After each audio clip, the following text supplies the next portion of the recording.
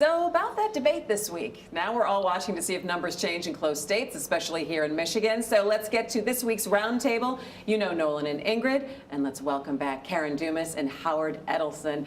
Karen is the former communications head for Detroit Mayor Dave Bing and now the host of Afternoon Drive on WFDF 910 AM radio. And Howard Edelson, a Democratic political strategist. Welcome back. It's good to see you guys. Thank you. Thanks for having us. All right, let's start in on the conversation. So about that debate, I think when it was over, after the 90 minutes, I felt like I was exhausted and I wasn't even on stage. I had my feet up on my ottoman.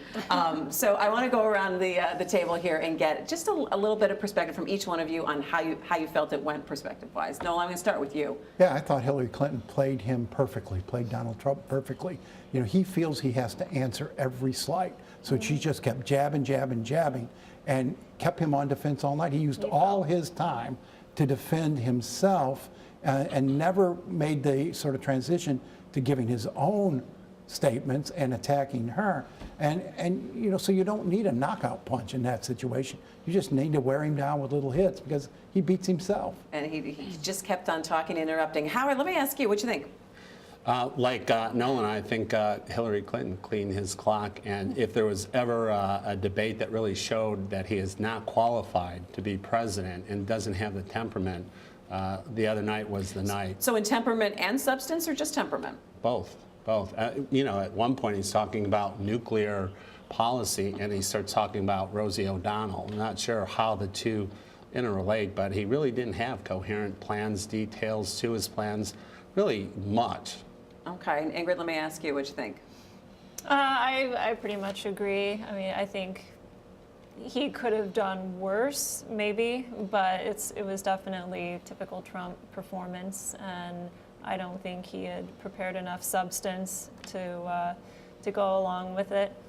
I mean, some of his comments were just comical and definitely played into Clinton's hand.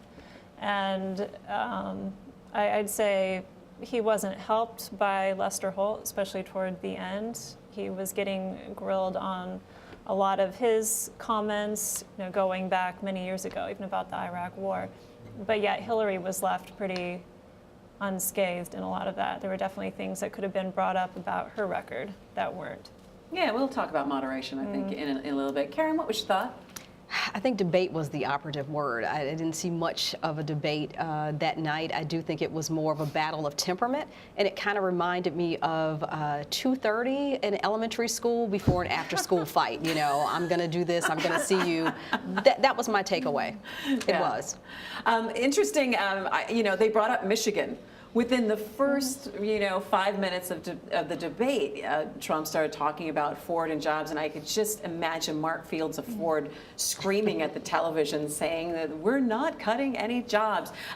Nolan, talk about the impact of the debate and focusing a little bit on Michigan and some of these battleground states up in the very beginning, hoping to maybe pique people's interest. Or Yeah, you know, I'm really curious about why both campaigns are paying so much attention to Michigan. I would have thought that, you know, Michigan's always comes down to being a Democratic state. I'd like to hear Howard's thoughts on this, why they think Michigan is in play, because they clearly do. Trump's coming back here tomorrow. The Clinton camp's been in and out. By this time, John McCain had already pulled out, and Mitt Romney had slowed way down and realized the state wasn't going to go his way.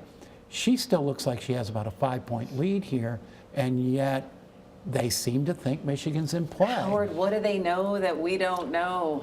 You know, part of when you put a campaign together, you know, part of a good offense is a good defense. And I think what they're doing, the Trump campaign, is trying to keep Hillary and the Democrats here rather than having her go to other swing states. So Nolan's right, there's 5 points advantage to Hillary, and I think the numbers will increase after the debate and we see recent polling. But this is a blue state. It hasn't gone red since George Bush, the first George Bush. So I think it's just trying to keep her here and not in other swing states.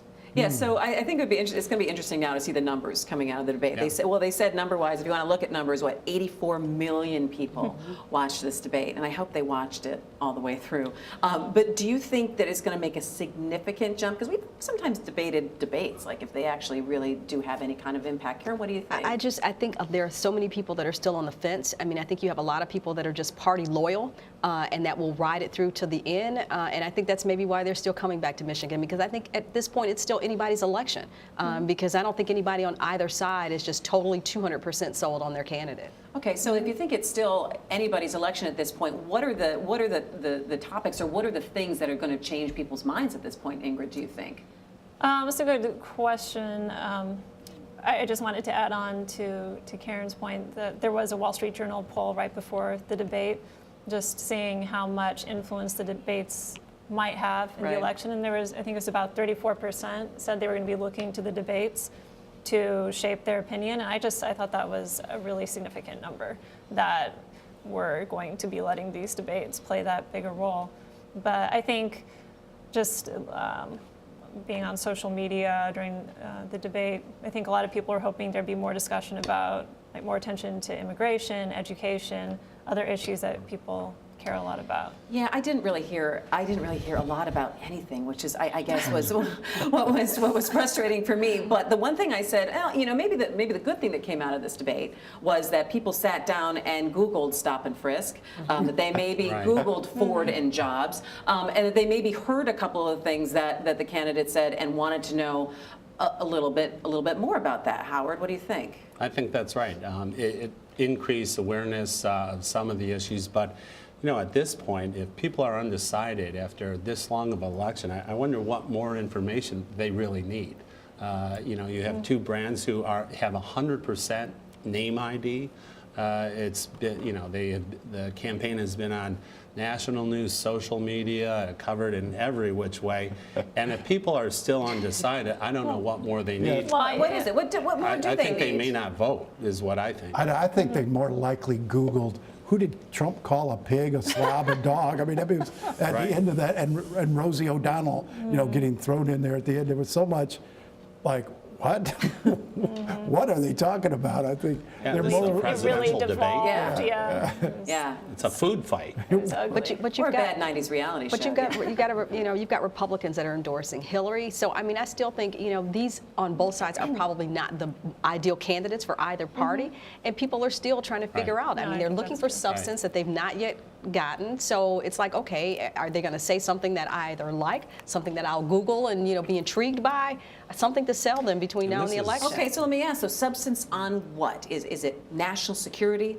Is it jobs? I mean, what do you think those undecideds want to hear? What are they waiting to hear on what topic? You said something just a minute ago when you said this was a presidential debate.